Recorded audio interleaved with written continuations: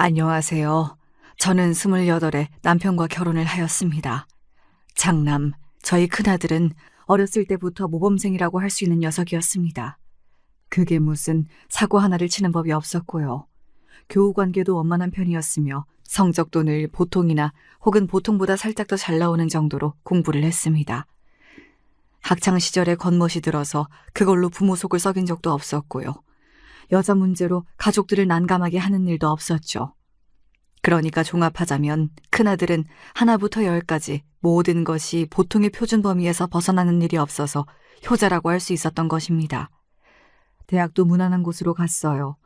얼굴 인물도 키도 살집도 전부 평범했던 큰아들은 저희 부부에게는 둘도 없는 모범생으로 느껴졌답니다.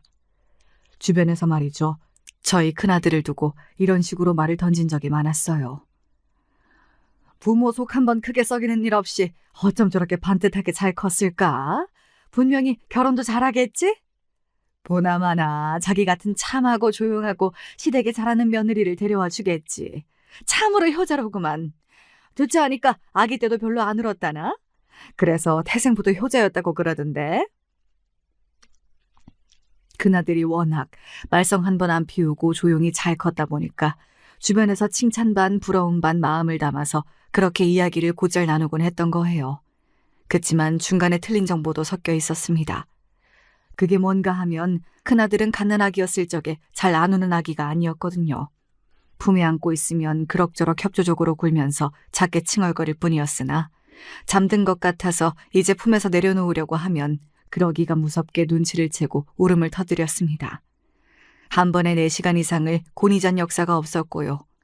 오죽하면 저희 집안에서 돌았던 소리가 장남으로 장하게 태어난 아기가 아니었다면 진작에 모두들 학을 떼고서 진절머리를 쳤을 거라는 소리였네요. 그 정도로 심하게 때를 쓰면서 잠도 잘 안 자고 예민하게 굴었던 아이가 바로 저희 큰아들이었어요.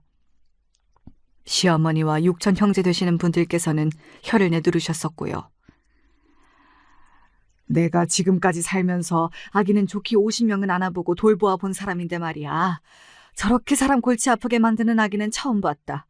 아예 작정을 하고서 사람 피 말리려고 저러는 걸까 하는 생각까지 드네. 내가 진짜 웬만하면 안 이러는데 쟤한텐 내가 졌어. 내가 사흘 만에 두 손 두 발 다 들었다. 그분은 결코 농담이나 장난으로 그렇게 말씀을 하셨던 것이 아니라 표정에서부터 학을 떼고 계셨죠. 아기의 타고난 기질이 뭐 저렇게 고약하냐면서 진절머리를 치셨고요. 그렇게나 돌보기 힘든 아기를 제가 처절하게 붙잡고 있었으니 다들 저를 향해서 엄마는 다르다, 엄마가 대단하긴 하네, 이런 반응이었던 듯 싶어요. 큰아들이 성인이 되고 난 이후에도 집안 어른들 사이에서 두고두고 회자가 되었을 만큼 큰아들은 아기였을 적에 활약이 아주 지독했었는데요. 희한하게 작은아들은 반대였어요. 작은아들은 갓난아기였을 적부터 얌전했습니다. 잘 울지도 않았고요. 큰아들은 낯선 얼굴만 봐도 경기를 일으키고 난리를 치면서 울고불고 화를 내면서 발버둥을 치던 아기였는데 작은아들은 낯선 얼굴이 갑자기 자기 눈앞에 다가와도 놀라서 눈만 동그랗게 뜰 뿐 우는 법이 없었습니다. 그런 다음에 낯선 얼굴을 신기하다는 표정으로 빤히 바라보았고요. 그런가 하면 놀랍게도 다른 사람의 품에 안기는 것도 얌전히 잘 해냈습니다. 큰아들의 때에는 상상조차 못했던 일이었어요. 낯선 사람의 품에서 얌전히 있다가 꾸벅꾸벅 졸기도 하였고요. 작은아들은 재우는 것도 어렵지 않았으며 잠투정도 거의 없었어요. 자기 형보다 걸음마도 빨리 시작했고 옹알이도 조금 빠르게 시작한 편이었습니다. 그런 작은아들을 보면서 집안 어른들이 모두가 흐뭇한 미소를 지었음은 불보듯 뻔한 일이었어요. 큰아들은 유난스러워서 다들 그 근처도 안 가려고 했는데 작은아들은 친화력이 워낙 좋아서 다들 서로 아기를 봐주겠다고 했을 정도였죠. 이렇듯 제 배에서 똑같이 난 자식들인데 타고난 기질이 달랐습니다. 그런데 신기한 건 큰아들은 먼저 언급을 드렸다시피 자라면서 모범생 소리를 듣는 자식이 되었고 효자라는 평가를 받게 되었습니다. 부모를 신경 쓰이게 하는 법이 없었죠. 반면에 아기였을 적에는 착하고 얌전했던 작은아들은 학교를 들어가면서부터 천방지축의 면모를 드러내기 시작했다는 거예요. 친구가 2명 정도, 항상 그렇게 있었던 자기 형과는 다르게 작은아들은 친구를 5-6명은 기본으로 두고 다녔습니다. 굉장히 활발한 성격이었죠. 자기 친구들을 데리고서 하염없이 동네의 모든 길목을 쏘다니며 노는 모습만 봐도 작은 아들은 자기 형에게는 없는 외향적인 면모가 강하게 있었습니다. 친형제인데 어쩜 저렇게 다르냐는 이야기가 많이 들려올 수밖에 없었네요. 서로가 성격이 너무 달라서 그랬을까요? 사춘기 나이를 지나고 나서부터는 형제끼리 둘이 어울려 노는 법이 없었습니다. 원체 둘이 가깝게 어우러져 시간을 보낸 형제는 아니었지만 그래도 사춘기 나이를 지난 후에는 확실히 그 이전과 달라지더라고요. 사내 녀석들이 다 그렇지 뭐. 그냥 너 두 녀석 성격에 서로 같이 잘 노는 것도 이상할 테니까. 각자 어울려 노는 친구들만 봐도 성격이 극과 극이잖아? 대면대면하게 지내도록 그냥 냅두고 나이가 들고 나면 자연스레 잘 지낼 테니까 너무 그렇게 신경 쓸 것 없어. 그래요? 그럼 시간이 해결해 주기를 기다려야겠네요. 하기사 둘이 치고받고 싸우는 것보다야 낫겠지요. 저는 괜스레 형제의 사이가 너무 친근함이 없는 게 아닌가 싶어서 걱정을 하기도 했었으나 남편은 딱 잘라서 그런 걱정은 아예 할 필요가 없다고 그랬었지요. 작은 아들은 학교에서 하도 활기를 치고 다녀서 그런지 선생님들 사이에서도 아주 인지도가 높았습니다. 선생님들이 전부 다 아는 학생이라는 게 꼭 좋은 의미만은 아니잖아요. 그래서 저는 작은 아들의 학창시절 내내 은근히 가슴을 졸이고 지내야만 했답니다. 성적은 항상 보통 수준이나 혹은 보통에서 살짝 못 미치는 정도로 작은 아들은 공부를 했고요. 하지만 노는 걸 하도 좋아했던 녀석이라 책상 앞에 앉아있는 걸 워낙에 싫어했던 모습만 본다면 공부에 쏟는 정성에 비해서는 성적이 잘 나온 편이었다고 생각도 드네요. 그리고 항상 맞아온 성적에 비해서는 대학도 잘 갔습니다. 저도 놀랐고 남편도 놀랐고 심지어는 작은 아들 본인도 놀랐어요. 와, 설마 제가 그 정도 대학을 갈 수 있을 줄 몰랐는데요. 제가 운이 엄청난 것 같아요. 그저 신이 난 작은 아들의 모습을 보면서 저희 부부가 동시에 고개를 절레절레 흔들었지요. 큰아들은 어련히 알아서 잘 하겠거니 싶었는데 당최 작은 아들은 이 다음에 뭘 하고 살지 걱정이 되었습니다. 그래도 대학까지 들어갔으니 한시름 덜게 된 거라고 저는 그렇게 안심을 하였습니다. 하지만 기어이 작은 아들이 제 뒤통수를 아프게 때리더군요. 대학을 졸업한 이후 작은 아들은 적당한 일자리를 얻었습니다. 하지만 적성에 맞지 않는다면서 온통 투덜거리는 나날이었지요. 오늘로 딱 입사 5개월 되었는데도 이미 지루해 죽겠는데 직장 생활에 앞으로 수십 년을 어떻게 더 해야 할까요? 저는 못해요. 그렇게 못 살아요. 그렇게 못 살면 어쩔 건데 이 녀석아. 끈기를 가지고 더도 말고 덜도 말고 2년은 엉덩이 붙이고 앉아있어 제발. 뭐 하느라도 끈기 있게 해보라는 말이다. 대학 졸업도 간신히 했으면 직장이라도 옳게 잘 다니는 모습을 보여야 할 것 아니냐. 이렇게 사는 건 재미가 없어요. 저는 다른 거 하고 싶어요. 장사를 하든지 아니면 물건을 만드는 생산일을 하든지. 하루 종일 의자에 앉아있는 건 좀이 쑤셔서라도 못하겠다고요. 야, 이 녀석아. 네 형을 봐라. 얼마나 착실히 일을 잘 다니냐. 안 그래? 제발 네 형의 반만이라도 따라가 봐. 형은 원래 그런 인간이니까 그렇죠. 형은 창의성이 없잖아요. 남들이 다 하는 일, 남들이 다 가는 길만 가는 게 형이고 성격 자체도 그렇게 타고났는데 저하고 어떻게 같아요? 아니 그래도 이 녀석이 따박따박 말대꾸야. 하고 싶은 일을 하면서 사는 사람은 얼마 되지 않아. 다들 하기 싫어도 참고 하면서 사는 것뿐이지. 그게 어른이고 책임감이다. 너는 임마 인생을 배울 필요가 있어. 매사에 그렇게 진지하지가 못하고 산만해서 이리 깔짝 저리 깔짝. 그렇게 살면 앞으로 어쩌려고 그러냐? 너 혹시 부모만 믿고 이러는 거라면 그건 생각 잘못한 거다. 너 알아서 앞길을 개척해야지. 부모 도움 기다리고 있으면 앞으로 아무것도 너는 제대로 할 수가 없어. 결혼할 사람 찾아서 앞으로 네 가정도 꾸려야 할 텐데 네가 과연 가장의 역할이나 해낼 수가 있을까? 아버지는 왜 맨날 저를 못 혼내서 그렇게 안달이세요? 그래봤자 아버지는 제 길을 꺾어놓으실 수 없어요. 이 녀석이 끝까지 웬 헛소리야. 너 정말 정신 똑바로 안 차릴래? 그래서 작은 아들은 남편에게 혼나는 일이 잦았습니다. 사실 성적 관리가 개판이었고 대학 생활을 즐기는 것에만 정신이 팔려 있었던 작은 아들은 대학 졸업은 정말 간신히 해냈거든요. 그마저도 제가 열심히 채근을 하고 잔소리를 때마다 퍼부었기 때문에 가능했던 일이었습니다. 작은 아들 때문에 머리에 자꾸만 새치가 늘어간다고 남편은 한숨 삼매경이었으며 저도 겉으론 아닌 척했으나 속으로는 작은 아들 때문에 몸에 살이가 나오는 것 같다는 생각 중이었습니다. 하지만 이건 아무것도 아니었어요. 작은 아들이 몰고 올 거대한 진짜 파도에 비하면 그 이전의 일들을 모두 아무것도 아니었습니다. 기어이 다니던 직장을 1년을 채 못 다니고 멋대로 그만둔 뒤에 황당하게도 동대문에 가서 일을 시작했던 작은 아들이었습니다. 자기 적성을 찾겠다는 한마디만 남긴 채 말입니다. 그딴 걸 변명이고 해명이랍시고 하고 있냐며 남편은 뒷목을 잡았습니다. 그러다가 어느 날 작은 아들이 결혼을 하고 싶다면서 데려온 여자를 보고서는 뒷목을 잡는 것도 모자라서 아예 뒤로 넘어가고 말았고요. 왜냐고요? 작은 아들이 하루빨리 결혼을 하고 싶다면서 손을 잡고 데려온 여자의 정체가 술집 여자였기 때문입니다. 저급하고 천박하게 자기 자신까지 손님에게 파는 그런 일까지는 안 하고 있는 듯 했습니다. 그런 것까지 하는 가게는 아니었고 무엇보다 그 안에서 맡은 영역이 조금 나뉘어져 있는 모양이었어요. 설명을 자세히 듣고 나니까 뭔진 알겠더라고요. 원래는 술집에서 일을 시작하기 전에 다방에서 일을 했었다고 그러더군요. 솔직하게 말씀을 안 드렸다가 나중에 혹시 사달이 날까봐. 이 세상에 영원한 비밀은 없다고 하잖아요. 그러니까 나중에 가서 실망과 배신감을 안겨드릴 바에는 차라리 처음부터 모든 것을 솔직히 밝히는 게 낫다고 생각했습니다. 이게 옳기도 하고요. 작은 아들의 옆에 딱 붙어서 떨리는 눈빛으로 담담하게 말을 하는 아가씨를 쳐다보면서 저희 부부는 동시에 할 말을 잃어가고 있었습니다. 제가 눈치로 남편이 지금 화가 날 대로 나서 머리에 열이 오르는 걸 간신히 견뎌내고 있다는 걸 알았고요. 그래서 저라도 분노로 떨리는 입가를 간신히 누르면서 말을 꺼냈습니다. 네, 맞아요. 솔직하게 다 털어놓는 게 옳은 선택이긴 하지요. 그런데 그러기 이전에 애초에 옳은 길을 걸었으면 될 일이었잖아요. 잘못된 길을 걸어놓고서 옳다니 어쩌니 하니까 많이 당황스럽네요. 제가 화를 누르며 외치자 작은 아들이 발끈해서는 몸을 앞으로 내밀며 자기 여자를 자기 등 뒤로 보호하고 저와 맞서는 자세를 취하더군요. 엄마, 잘못된 길이라뇨?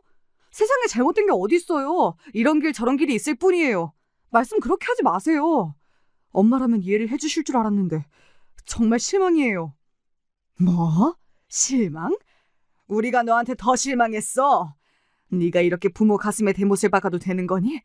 정말 이런 결혼을 우리가 허락해 줄 거라고 생각했니? 그게 말이나 돼? 다방, 술집, 그런 곳에서 일하는 아가씨들도 결혼은 해야겠지. 나는 그 아가씨들이 그런 곳에서 일했다는 죄로 평생 아무하고도 결혼 안 하고 가정을 못 꾸려야 한다고 생각하진 않아. 그런데 왜 하필 내 자식이냐는 거야. 이 세상에 사는 놈들이 얼마나 많은데 그 수많은 총각들을 두고 왜 하필 내 자식이야, 왜? 마음 아프게 해드려서 죄송해요. 하지만 저는 정말로 이 여자를 사랑합니다. 제 마음속엔 이 여자뿐이에요. 너의 그 마음속에 피눈물을 흘리고 있는 부모는 안 들어있나 보지? 잘못된 길은 없고 이런 길 저런 길만 있다고 네가 그랬니? 그래, 그렇다고 치자. 그러면 이 세상에 다양한 길이 그렇게나 이리저리 많이 널려 있는데 왜 하필이면 다방이고 술집이라는 길이어야 했을까? 그게 어디 바람직한 길이라고 볼 수 있겠니? 저는 원망 가득한 눈길로 거북이의 등딱지 마냥 제 아들의 뒤에 착 달라붙어 앉아있는 아가씨를 째려봤습니다. 그러자 그 아가씨가 면목 없다는 듯이 울상이 되어서는 조심스레 자기 이야기를 더 꺼내더군요. 양친이 안 계신다고 했습니다. 일찍 돌아가셨다고 하네요. 형제가 하나 있는데 연락이 안 된 지 오래라서 살았는지 죽었는지도 모른다고 그랬습니다. 어리고 순진한 여자를 등쳐먹으려는 나쁜 손길들은 많았고 그 과정에서 그나마 없던 돈도 다 잃었고 빚까지 생겼다고 하였어요. 학교는 중학교까지 나왔고요. 배운 것도 많지 않고 세상 물정도 모르고. 그러나 굶어 죽지 않으려면 먹고 살려면 뭐라도 해야 했는데 그때 유일하게 자신에게 사기를 치지 않고 일자리를 제안해준 어른이 알려준 곳이 다방이었다고 하더군요. 돈이 없는 것도 힘들고 무서웠지만 가장 싫었던 건 혼자라는 거였어요. 외로움이 너무 싫었습니다. 다방에서 일을 하면서 친한 언니들이 생겼고 혼자가 아니라서 좋았어요. 그래서 그 일을 계속했던 거예요. 다방이 문을 닫기 전까지는 일을 계속했었고 그 다음에는 같이 다방에서 일을 했던 언니의 소개를 받아서 술집에 발을 들이게 됐던 거예요. 남자 잘못 만나면 인생 종칠 수도 있으니까 꼭 조심하라고, 손님으로 온 남자는 절대로 만나면 안 된다고 주변에서 귀따갑게 항상 이야기를 들어왔었기 때문에 누구를 함부로 만난 적은 없습니다. 정말이에요. 옳은 길을 알려줄 만한 어른이 단 한 명이라도 있었다면 그렇게 안 살았겠죠. 바람직한 사회가 어떤 모습인지 알려줄 그런 어른이 주변에 없었던 것입니다. 이야기를 들어보니 딱했지만 그건 남일 때 해당되는 거였죠. 제 자식의 일이었기에, 그것도 결혼 문제였기 때문에 저의 고개는 가로로 흔들릴 수밖에 없었습니다. 그러자 작은 아들은 가족들과 연을 끊는 한이 있더라도 결혼하겠다는 충격적인 선언을 하고 말았습니다. 제가 놀라서 거의 숨이 멎을 것 같았던 그때에 작은 아들보다 한술 더 떠서 남편이 이렇게 말했습니다. 그러면 너는 더 이상 내 자식이 아니다. 남편은 분노로 이제 거의 쓰러질 것처럼 보였고, 그래서 저는 차마 그 자리에서 남편을 만류하지 못했습니다. 저도 절대로 그 결혼을 허락할 수 없다는 마음은 같았으니까요. 작은 아들은 자기가 절대 객기를 부리는 것이 아니며 자기 인생을 걸고 진지한 자세로 결혼을 하겠다는 거라며 가족들과 등을 지더라도 결혼을 할 수 있다면 후회할 일이 없을 거라고 했어요. 그 말 하나하나가 제 가슴에 날아와 박히는 비수가 되었습니다. 너 같은 놈에게는 우리 집 재산 단 한 푼도 줄 수 없다. 돈 한 푼 못 들고서 단칸방에 결혼 생활을 하다 보면 보나마나 1년도 안 돼서 사랑 타령도 없어지겠지. 네 녀석은 원체 뭐 하나 진득하게 못 해내는 인생이었으니까 말이다. 안 그러냐? 그때가 돼서 후회한다고 잘못했다고 찾아와서 빌어도 소용없어. 이 점을 네가 분명히 알고서 결혼을 하든 뭐를 하든 그래야 할 거다. 네, 잘 알아들었습니다. 저는 사랑에 지금 눈이 멀었으니까 눈먼 장님이 돼서 가난하고 힘든 게 어떤 풍경인지 잘 분간도 못하는 채로 그렇게 살아볼까 합니다. 그동안 키워주셔서 무척이나 감사하네요. 만수무강하시고요. 앞으로는 이 여자랑 둘이 가정을 꾸려서 제 인생 알아서 잘 살겠습니다. 뭐가 어째? 이런 미친 자식! 얼른 썩 꺼져버려! 남편의 불호령이 떨어졌고 작은 아들은 결연한 자세로 그 아가씨의 팔을 잡아 끌고 집을 나갔습니다. 그러자마자 남편이 뒷목을 잡은 채로 정말 쓰러지고 말았어요. 저는 혼비백산하였고요. 그 소란을 작은 아들이 분명 들었을 텐데도 다시 집 안으로 들어오지 않았다는 게 저를 서글프게 만들었습니다. 남편은 병원에서 여러 가지 검사도 받았고 사흘 입원까지 하였어요. 그 바람에 온 집안의 작은 아들의 만행이 싹 다 퍼지고 말았고요. 남편이 쓰러져서 입원까지 한 마당이었으니 모두가 작은 아들에게 비난의 화살을 돌렸으며, 비록 어렸을 때부터 자잘한 잡음을 만들어내던 사고뭉치이긴 했어도 갓난아기였을 적에는 정말 착하고 조용했는데 그런 좋은 녀석을 꿰어낸 정신나간 술집 여자는 천벌을 받을 거라면서 다들 똑같이 입을 모았습니다. 아버지, 어머니, 앞으로 제가 더 잘하겠습니다. 못난 동생 녀석이 못가지 제가 열심히 효도하면서 살 거예요. 그런 와중에 큰아들은 더없이 든든하게 굴었습니다. 저희 부부는 믿고 기대하며 의지할 수 있는 장남이 있다는 것에 얼마나 감사했던지 모릅니다.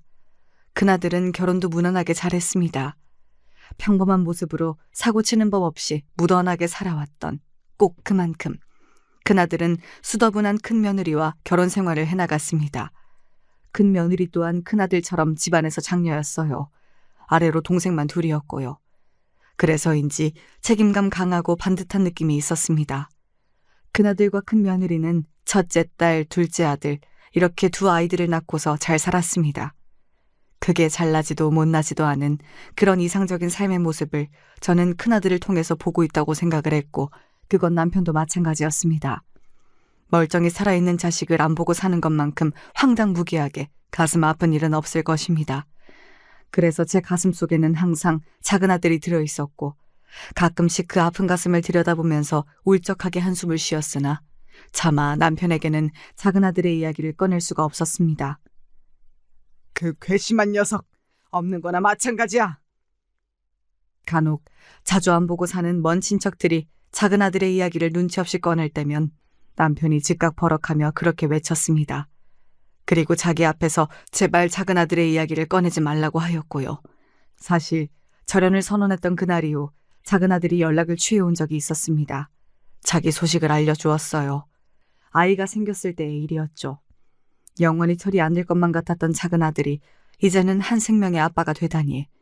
정말 묘한 기분이 들었고 한편으로는 감동적이었으며 그와 동시에 착잡한 심정이었습니다. 그럼에도 불구하고 작은 아들은 여자 하나 때문에 가족을 등진 자신의 선택을 후회하고 있지 않았기 때문입니다.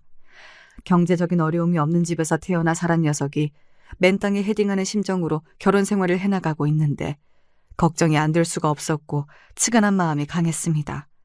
그러나 남편과 작은 아들 모두 자존심을 비롯한 복잡한 감정을 앞세워서 그 어느 쪽도 물러나지 않고 있었습니다. 또한 큰아들은 자기 동생을 비난하는 편에 섰으며 그래서 사다리 역할을 해줄 생각은 눈꼽만큼도 없었죠. 아주 어렸을 때나 친했지. 철이 들고 난 이후부터는 친하게 지냈던 적도 없으니까요. 저는 그냥 제가 외동이라고 생각하고 살면 그만입니다. 너는 그래도 네 동생이 걱정되거나 보고 싶진 않니? 아니요, 전혀 안 그래요. 그리고 만약 그런 마음이 생긴다고 해도 그걸 외면해야 한다고 생각해요. 어머니도 마음 굳게 잡수세요. 그런 불효막심한 녀석을 절대로 받아주시면 안 돼요. 웬만하면 그냥 없는 자식이라고 생각을 하세요. 아버지는 진작에 그러고 계시는 중이잖아요. 어머니도 그렇게 하셔야죠. 저는 떨떠름해져서 그래, 그래야지, 알겠다라고 대답하였으나 큰아들이 너무 냉정하게 구는 것 같아서 마음이 좋지 않았던 게 사실입니다. 만약에 큰아들이 태도를 달리 취했다면 남편도 진작에 마음이 조금이나마 누그러지지 않았을까 싶기도 했고요. 그때는 자세하게 생각을 안 해봤는데 다 지나고 나서 그때를 돌아보니까 큰아들은 확실히 작은아들을 집으로 못 돌아오게 하고 용서를 못 받게 하는 것을 원하고 있었던 것 같아요.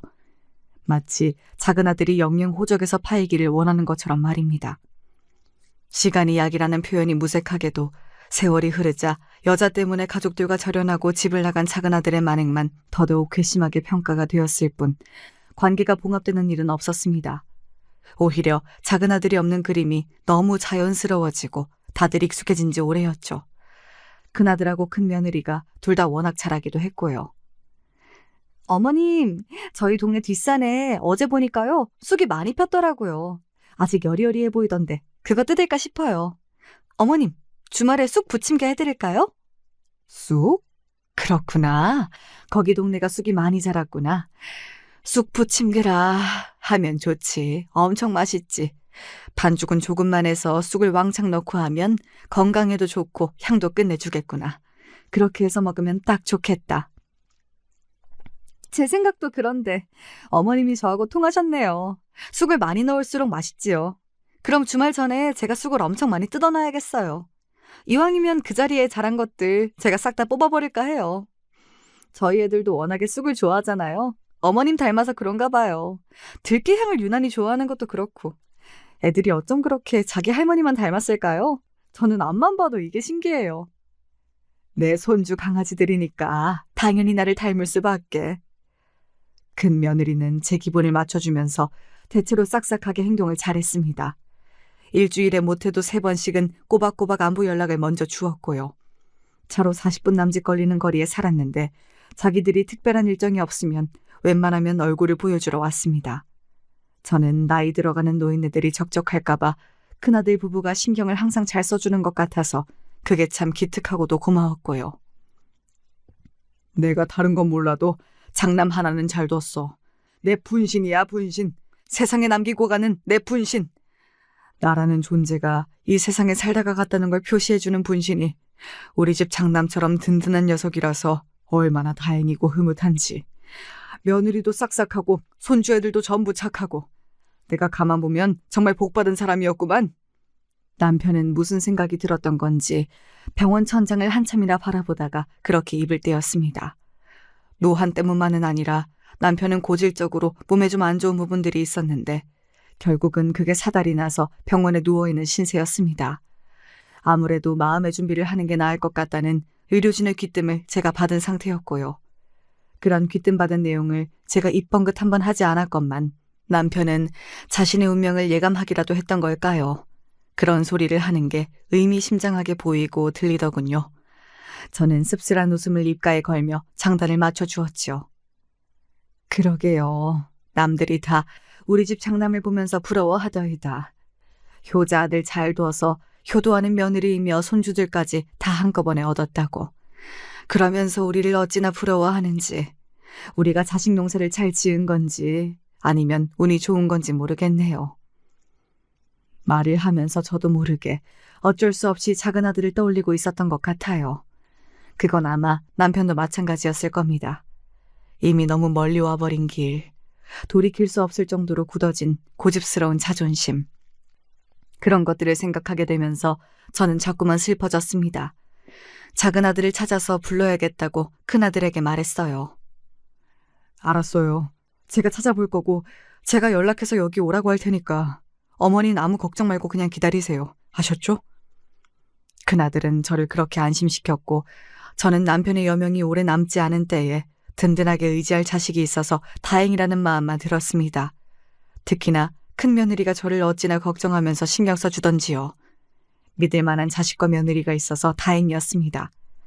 당장 하루 이틀 만에 연락이 돼서 나타날 것 같았던 작은 아들은 모습을 비추지 않았습니다. 저는 초조해졌고 큰아들은 연락 닿는 게 쉽지만은 않다면서 조금만 더 기다려달라고 하였어요. 작은 아들이 병원으로 왔던 그때는 남편이 숨을 거둔 후였습니다. 그래서 병실이 아니라 장례식장으로 작은 아들이 발길을 해야만 했습니다. 너 이 녀석아, 왜 이제야 오는 거야? 네 아버지가 너를 얼마나 기다렸는데 왜 이제서야? 멍하게 장례식장에 있던 제가 작은 아들을 발견하자마자 눈물이 확 터져 나왔습니다. 저도 모르게 작은 아들을 향해 달려갔고 눈물을 쏟아냈어요. 작은 아들이 참담한 얼굴로 눈물을 훔쳤습니다. 작은 아들의 어릴 적 모습을 기억하고 있던 집안의 사람들은 이제 모두 다 늙어버린 후였습니다. 다들 한숨과 탄식으로 작은 아들을 바라봤죠. 그때 작은 아들보다 조금 뒤에서 따라 나온 사람이 보였습니다. 깍쟁이처럼 생겼던 술집 아가씨는 이제 수더분한 인상의 중년이 되어 있었습니다. 제 작은 며느리였죠. 화장기 없는 얼굴에 온통 까만 옷을 입고서는 저와 눈이 마주치자 황급히 인사를 보내더군요. 어머님, 정말 오랜만에 뵙습니다. 그간 잘 지내셨지요?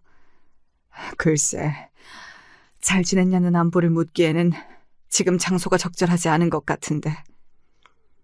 제가 한숨을 쉬며 그렇게 말을 뱉었고 작은 며느리는 금세 가득 눈물이 고인 눈을 아래로 떨구었습니다. 예나 지금이나 면목 없어 하는 모습은 똑같더군요. 저는 작은 아들을 보자마자 삽시간에 가슴속에 뜨거운 것이 차올라서 이성을 잃고 말았던 게 작은 며느리를 보자 정신이 확 들면서 머리가 차갑게 가라앉는 것 같은 기분이 들었습니다. 뭘 어떻게 물어보고 대화를 나누어야 할지 전혀 모르겠더군요. 살 만큼 살았다며 생각을 했건만 이런 순간에 어떻게 해야 하는 건지 그런 지혜를 저는 지난 세월 동안 익히지 못한 모양이었습니다. 현기증이 좀 나고 있었는데 그러자 큰며느리가 어디에선가 바로 나타나서 저를 부축하였어요. 어머님, 지금 너무 힘들어 보이세요. 이러다가 큰일 나겠어요. 잠깐 바깥바람도 쐬시면서 쉬세요. 네? 제가 모실게요. 저는 괜찮다고 대답하였으나 큰며느리는 제가 이러다 쓰러질 게 분명하다면서 자꾸만 저를 잡아 끌었습니다. 그래서 큰며느리의 부축을 받으며 장례식장의 뒤편에 마련된 자리로 갔고요. 따뜻한 차를 한 잔 마시면서 심신을 다스렸습니다. 하지만 그렇다고 한들 어떻게 진정이 되겠나요? 머리도 마음도 온통 복잡할 수밖에 없는 상황이었던 것을요. 더 있어봤자 뾰족한 수도 없을 것 같아서 장례식장 안으로 들어가려고 하는데 큰며느리가 자꾸만 조금만 더를 외치며 저를 밖에 붙잡아두는 바람에 바깥에 꽤 한참 있다가 안으로 돌아갈 수 있었습니다. 작은 아들 생각에 초조한 발걸음으로 다시 안으로 돌아가자마자 제가 본 광경은 놀라운 것이었습니다. 시누이가 마침 작은 아들의 뺨을 후려치고 있던 거예요. 시누이는 제 남편의 여동생입니다. 제주도에 가서 살고 있었기 때문에 거의 볼 일이 없었고요. 그런데 시누이가 작은 아들을 때리다니. 옆에서 작은 며느리는 거의 울 것 같은 얼굴로 발을 동동 구르면서 작은 아들을 보호하려는 자세를 취하고 있었고요. 대관절 무슨 일인가 싶어서 놀란 심정을 다스리며 제가 그쪽으로 다가가려던 그때 작은 아들의 이런 외침이 들려왔습니다. 제 선택에 후회는 없습니다. 아버지가 돌아가신 건 안타깝고 슬픈 일이죠. 하지만 어쩔 수 없는 일이기도 해요. 저는 그때로 다시 돌아간다고 한들 똑같이 결혼할 거예요. 아버지의 가슴에 대못을 제가 박았다고 해도 그건 어쩔 수 없는 거라고요. 그러자 신우이가 열이 받아서 소리를 질러댔고 다들 중간에서 말리기 시작하느라 정신이 없어졌습니다. 작은 며느리가 연신 죄송하다고 사과를 하면서 눈물을 흘리며 작은 아들의 팔을 잡아 끌고 장례식장 밖으로 향했습니다. 그러다가 저와 딱 마주쳤고요. 엄마 어디 계셨어요? 찾았는데 계속 안 보이시길래 궁금했는데. 작은 며느리가 황급히 눈물을 닦으며 저에게 넙죽 인사를 올렸고 작은 아들은 당황한 목소리를 냈습니다. 그리고 저는 어느새 방금 보고만 광경에 싸늘히 식은 표정으로 이렇게 말을 뱉었지요. 이 못난 녀석, 너는 끝까지 못났구나. 정말 끝까지 자기밖에는 모르는 이기적인 녀석이야. 그래 가라, 가버려라. 다시는 오지 마. 네 아버지도 그걸 원하지 않으실 거다. 작은 아들의 눈동자가 한껏 흔들렸고 그걸 더 오래 바라볼 수 없어서 제가 먼저 고개를 휙 돌리고 걸음을 옮겼습니다. 저에게 외면당한 작은 아들은 못 박힌 듯이 거기에 더 서 있다가 작은 며느리와 함께 모습을 감췄고요. 우리 오빠가 사람 참 괜찮았잖아요. 언니도 알잖아요. 옛날에 언니가 시집와서 오만 고생 다 하고 있을 때 그래도 우리 오빠가 괜찮은 사람이라 버틸 수 있었던 거죠. 자기 처자식한테는 오빠가 옛날 사람 치고 제법 다정하게 잘 챙기는 사람이었다고 저는 그렇게 생각해요.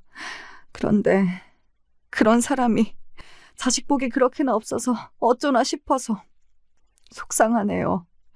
차남은 영원히 글렀지만 그래도 장남 하나는 건지고 떠나서 오빠가 마지막 가는 길이 너무 슬프지만은 않았기를 바라고 있어요. 한숨을 푹푹 내쉬며 말을 하는 신우이는 젊었을 적에 인상이 참 앙칼진 사람이었지요. 그랬는데 이제는 나이가 많이 들어버렸습니다. 그렇게 세월을 한껏 먹어 바뀌어버린 신우이를 쳐다보면서 저 역시도 많이 늙었다는 사실을 새삼 실감하게 되더군요. 남편을 떠나보낸 이후 자꾸만 거울을 들여다볼 때마다 그 안에 제가 하루하루 빠르게 늙는 것 같다는 인상을 지울 수가 없었습니다. 제가 이제 혼자가 되어서 적적하고 외로울 것 같다며 큰아들과 큰며느리 두 사람이 많이 걱정을 하고 있었고요. 저도 이런저런 생각이 많이 들고 있던 그 시기에 두 사람이 전에 없이 진지한 얼굴을 하고서 제 앞에 앉더니 이런 이야기를 꺼냈습니다. 어머니, 이제 어머니도 많이 늙으셨잖아요. 전적으로 저희한테 의지하시고 그렇게 남은 인생 편하게 사셨으면 좋겠어요. 그래서 말인데 그 재산 있잖아요. 건물 하나 있는 거요. 혹시 그거 미리 주실 순 없을까요? 그거 받고 저희가 관리하고 살면서 어머니 잘 챙겨드리면서 그렇게 살고 싶은데요. 사실 어머니가 걱정하실까봐 말씀을 못 드렸는데 제가 요새 회사에서 사정이 좀 어려워진 지 몇 달 됐어요. 정년을 이대로라면 채울 수 없을 것 같고요. 맞아요, 어머님. 마음 편하게 그냥 재산 미리 주시고 효도 받으면서 그렇게 지내셨으면 좋겠어요. 제가 그렇게 대단히 훌륭한 며느리는 아니었지만 그렇다고 해서 어머님께 부족하고 모자란 며느리는 아니었던 것 같아서요. 좋게 봐주시고 좀 믿어주셨으면 합니다. 믿어주시면 제가 그 믿음에 보답하면서 여태까지보다 더 어머님께 열심히 잘하는 며느리가 될게요. 약속드려요. 예상은 조금 했지만 역시나 재산 이야기였어요. 정확히는 작은 건물 하나 있는 거 이야기였죠. 혹시 다른 재산은 없느냐고 큰아들 내외가 물어보길래 저는 단호하게 고개를 가로저었습니다. 그 건물 하나뿐이라고요. 매매 가치가 대단한 건물은 아니었으나 다달이 들어오는 새만 해도 그럭저럭 먹고 사는 데는 문제가 전혀 없었습니다. 그걸 달라고 하는 큰아들과 큰며느리의 요청은 합리적이었죠. 자식 안 주면 누굴 주나요? 하지만 제가 가진 의무는 이것이었어요. 어차피 지금 안 받아도 결국 너희가 그 건물 가지게 될 텐데 그리고 아직 회사에 버틸만 하면 버틸 때까지 일단은 버티다가 나중에 건물 받고 그래도 되지 않겠니? 굳이 미리 달라고 하는 이유가 있을까? 아버지 돌아가시는 거 보고 많은 생각이 들었습니다. 어머니가 언제 돌아가실지 모른다는 불안과 걱정이 어쩔 수 없이 요새 자꾸만 들더라고요. 솔직히 지난 세월 자식 며느리의 도리를 다한 건 저희인데 똑같이 자식 며느리랍시고 어머니가 갑자기 돌아가시기라도 하면 건물에 지분 있다고 그쪽에서 나설까봐 그게 염려가 되기도 하고요. 큰아들이 무척 민망해하면서도 할 말은 하더군요. 제가 죽고 나면 작은 아들과 작은 며느리 쪽에서 재산 나눠 가지겠다고 나설 수도 있고 그러면 큰아들과 큰며느리 입장에서는 억울해도 별 수 없어지는 그런 상황이 올 수도 있다는 것이었죠. 작잡해서 온통 한숨이 나왔고 그런 저를 붙잡고서 큰며느리가 정말 최선을 다해서 앞으로 잘 모시겠다고 눈물로 호소를 해왔어요. 큰아들은 무릎까지 꿇었습니다. 지난 세월 두 사람이 잘해온 건 사실이었죠. 그래서 저는 고민 끝에 그 건물 재산을 미리 증여해 주었습니다. 이게 옳은 길이라고 생각했죠. 하지만 잘못된 길이었나 보더라고요. 정말 놀랍게도 증여를 받자마자 큰아들과 큰며느리 둘 다 입을 싹 씻었습니다. 며칠이 지나도 먼저 연락을 안 하길래 제가 했더니 큰아들이 제 번호를 차단했어요. 큰며느리도 마찬가지였고요. 눈앞이 아득해져서 큰아들 부부의 집을 찾아갔습니다. 그랬더니 큰며느리가 기겁을 하면서 저를 문 밖으로 내치더군요. 깜짝이야. 이젠 찾아오지 마세요. 자꾸 이러시면 귀찮게 이사를 가야 할 수도 있으니까요. 설마 다 거짓이었니? 나를 평생 잘 모시겠다며 그게 다 거짓이었어? 어떻게 사람의 탈을 쓰고 그럴 수가 있니? 그걸 믿으신 분이 바보 아니에요? 여태까지 마음에도 없는 효도하느라 짜증나고 힘들었는데 그 대가를 이렇게 받는 것 같아서 너무 신나고 좋네요. 어머님은 지금 살고 계신 집 있잖아요. 그거 있으면 됐죠. 그거 팔아서 그 돈으로 어디 공기 좋은 곳에 있는 요양원 같은 곳에나 들어가세요. 너무 분해서 눈물조차 안 나왔습니다. 결국 그 모든 게 거짓이고 가면이었습니다. 큰며느리의 뒤로 빼꼼 보이는 큰아들의 모습에 기가 막히더군요. 제가 온 게 민망하다는 듯이 헛기침을 일부러 해대면서 집 안으로 사라졌어요. 이럴 순 없다고 중얼거리는 저를 큰며느리는 벌레 보듯 경멸 어린 시선으로 바라봤고 입가에는 비웃음을 한껏 걸었습니다. 돌아가시면 그때 뵈러 갈게요. 잘 가세요. 아무런 미련 없이 후련하다는 듯 큰며느리는 3개 현관문을 닫았죠. 저는 기력 하나 없이 집에 돌아왔고 밤새 끙끙 앓았습니다. 큰아들 내외의 만행은 사흘 만에 소문이 났고 모두가 비난을 해댔지만 정작 당사자들은 꿈쩍 않았어요.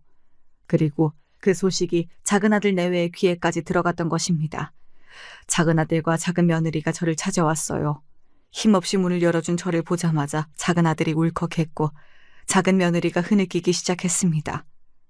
엄마, 저희가 모실게요. 저희랑 같이 가세요. 너는 왜 와서 난리니? 나 아직 죽을 때 안 됐다. 혼자 멀쩡히 살 수 있어.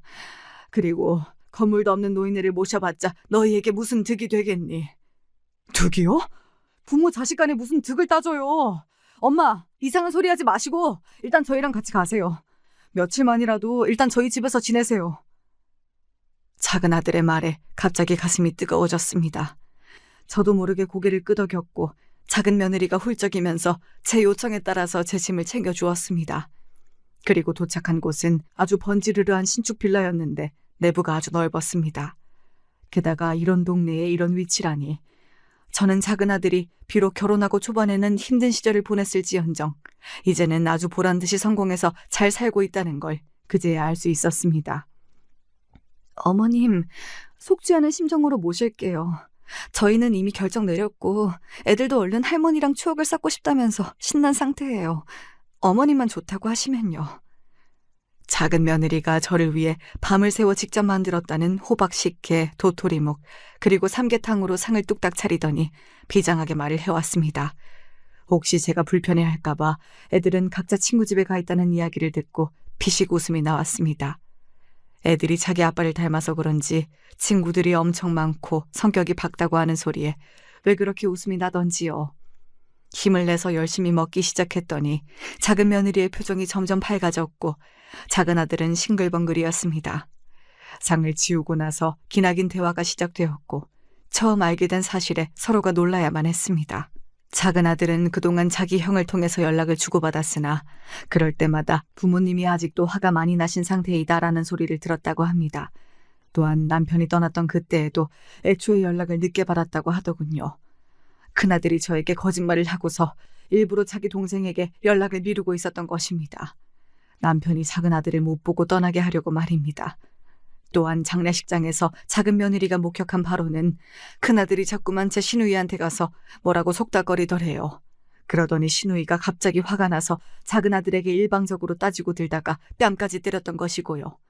아마 큰 며느리가 일부러 저를 밖으로 떼어놓고 큰아들이 그 사이에 작전을 개시해서 신우이를 부추겨 상황을 만든 것 같았습니다. 그래서 작은아들 내외가 아무것도 못해보고 장례식장에서 쫓겨나도록 말입니다. 생각해보면 큰아들 내외는 자꾸만 저희에게 작은아들 내외를 잊고 살아야 한다는 등 그런 소리를 자주 했었죠. 그게 다 재산을 독차지하기 위한 계산이었다고 생각하니까 헛웃음이 나왔습니다. 작은아들은 자기 형에 대한 배신감으로 치를 떨었고요. 저는 건물을 큰아들에게만 줘버려서 미안하다고 사과했어요. 하지만 작은아들은 고개를 저었습니다. 부모님 가슴에 대못 박았던 거 저라고 모르는 거 아니에요. 제가 잘못했고 어리석었던 부분들이 많았어요. 그러니 저는 그걸 가질 자격이 없습니다. 보시면 아시겠지만 저 이제 능력도 꽤 괜찮고요. 먹고 사는데 지장 없어요. 앞으로도 열심히 살면서 엄마 모실게요. 아버지 돌아가시고 제가 얼마나 후회했는지 몰라요. 작은아들이 눈물로 제 앞에서 사죄를 했습니다. 그리고 저는 며칠 작은아들 집에서 지내며 손주들과도 많이 가까워졌죠. 애들이 생긴 건 작은 며느리와 판박이었는데 성격이며 말투는 작은아들과 똑같더군요. 즐거운 며칠을 보내며 기력을 회복한 후에 저는 집으로 돌아가겠다고 했어요.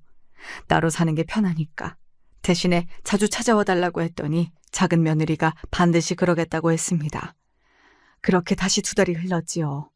겪어보니까 근본적으로 작은아들 내외는 가식을 못 부리고 진솔하다는 것을 알 수 있었습니다. 큰아들 내외와는 확연히 달랐지요. 그래서 결심을 굳혔고 어느 날 저는 2 사람이 사들고 온 한우를 셋이 함께 맛있게 구워 먹었던 저녁에 비밀을 밝혔습니다. 남편이 세상을 떠나기 3달 전 자신의 여명이 얼마 남지 않았던 것을 알았을 때에 써내려갔던 편지를 보여준 거예요. 제가 꽁꽁 감춰두고 있었던 그 편지에는 재산을 저의 뜻대로 정리하라는 내용이 담겨 있었습니다. 나는 당신의 마음을 알아. 그 못난 자식, 그 아픈 손가락에게도 반드시 재산을 물려주고 싶어 하겠지. 나는 당신의 뜻을 따르겠소. 그러니 당신 마음대로 하면 돼요. 내가 죽고 나면 그 못난 자식하고 어떻게든 지지고 볶고하면서 잘 지내보든지. 이런 걸 쓰다 보니까 나도 그 못난 자식이 보고 싶어지네. 태어났을 땐 세상에 둘도 없던 효자였는데 말이야. 작은 건물 하나가 재산의 전부일 리 없었습니다. 저희 부부가 조용히 살아서 아무도 몰랐을 뿐이지요. 큰아들에게 증여하고 말았던 그 건물 외에 다른 재산을 저는 남편이 죽기 전에 미리 다 정리해서 금으로 바꿔놓았습니다.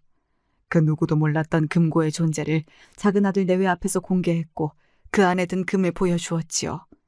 이게 바로 물려주고 싶은 재산이라고 말을 하면서 말입니다. 놀라서 한동안 아무 말도 못하고 있던 작은아들과 며느리는 갑자기 동시에 울음이 터져서 엉엉 울었습니다. 그러더니 2 사람 다 저를 양쪽에서 얼싸안았습니다. 저는 못난 자식이었는데 왜 이런 저를 끝까지 내치지 못하신 거예요? 대체 왜? 다시 한번 제가 잘못했습니다. 제가 부족한 사람이었어요. 2 다 울면서 대체 무슨 말을 그렇게나 서럽게 하던지 듣다가 저도 울어버렸네요.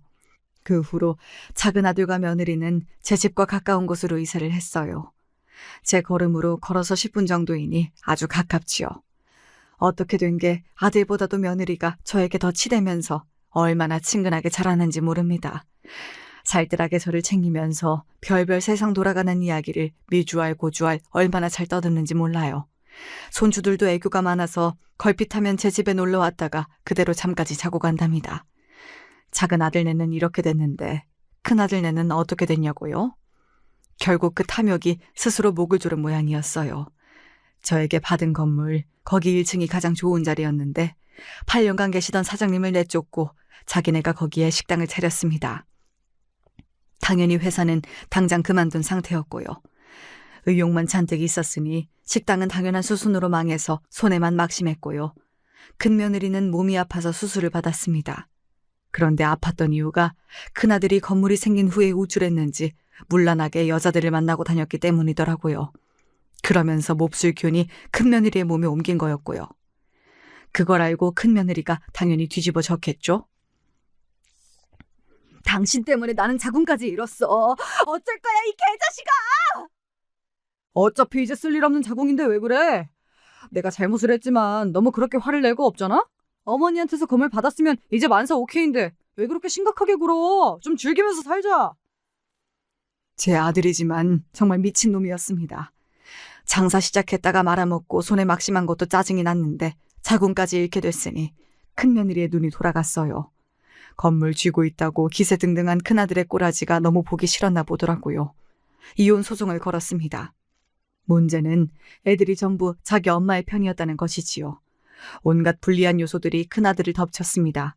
그래서 결국은 큰아들이 이혼당하고 자식들에게 외면당하고 이혼 과정에서 재산 떼어주느라 빚만 생기고 그렇게 되었습니다. 반면에 저와 작은아들 내외는 행복하고 화목하게 지내고 있었지요. 어머니, 제가 잘못했습니다. 뭔가 더 잘못된 것 같아요. 이제라도 바로 잡겠습니다. 큰아들이 수척해진 몰골로 울면서 무릎을 꿇었습니다. 하지만 제가 뭐라고 할 새도 없이 작은아들이 앞을 가로막으며 자기 형을 상대하더군요. 그냥 계속 잘못된 채로 살아. 나는 과거에 잘못했다가 이제 바로잡은 것이고 형은 이제부터 잘못된 길을 걷는 거지. 우리가 형제이긴 한가 봐. 교차점을 이렇게 지나네? 엄마는 내가 잘 모실 테니까 형은 빠져. 필요도 없어. 큰아들이 이를 빠득빠득 갈면서도 아무런 항변도 못하고 터덜터덜 돌아가야 했지요. 에휴, 저는 이게 다 뭔 일인가 싶어서 한숨만 길게 나오는 나날이었습니다. 이런 제 심란한 기분을 손주들이 다 들어주어서 그것만으로도 위로가 되네요. 이렇게 사연을 쓰게 된 것도 손주들이 도와준 덕분이고요. 앞으로 또 어떻게 될지는 모르겠습니다만 일단은 제가 평탄하게 일상을 보내고 있네요.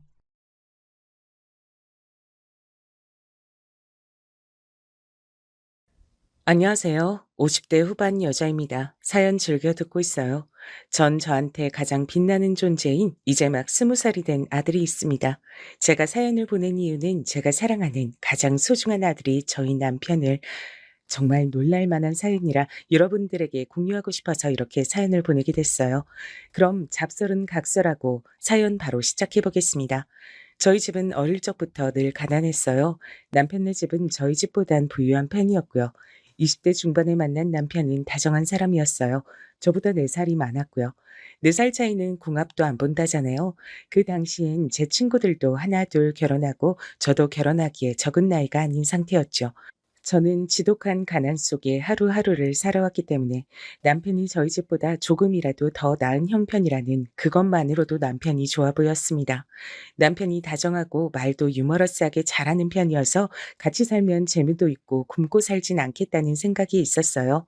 그래서 결혼을 하기로 했고 제주도로 떠난 신혼여행에서 저는 허니문 베이비로 우리 아들을 얻게 됐답니다.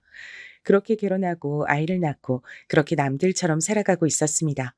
자연스럽게 저희 아들을 키우기 위해서 육아에 전념할 수밖에 없었어요. 그래서 다니던 회사를 다닐 수 없게 됐고요. 아들을 키우는데 전념하다가 아들이 중학교를 가는 나이가 되자 이제야 조금 시간이 생기더라고요. 그래서 국가에서 지원하는 그런 배움 지원을 적극 활용해서 저는 뒤늦게 40이 넘은 나이에 어엿한 간호조무사가 됐습니다. 다시 병원에서 일할 수 있게 된 거죠. 그런데 남편은 제가 일하는 걸 별로 탐탁치 않게 생각했어요. 당신이 노력하는 건 알겠는데 벌면 얼마나 번다고 그렇게 뻔질나게 나가는 거야? 어? 나보다 많이 버는 것도 아니잖아. 내가 주는 돈이 부족해? 어? 그러냐고. 말을 해봐, 말을. 아니, 여보, 그런 말이 어딨어요. 나 회사 다닐 때보다 병원 다니는 게 더 적성에 맞는 것 같아요. 요즘 다시 일하니까 활력도 생기는 것 같고 정말 좋단 말이에요.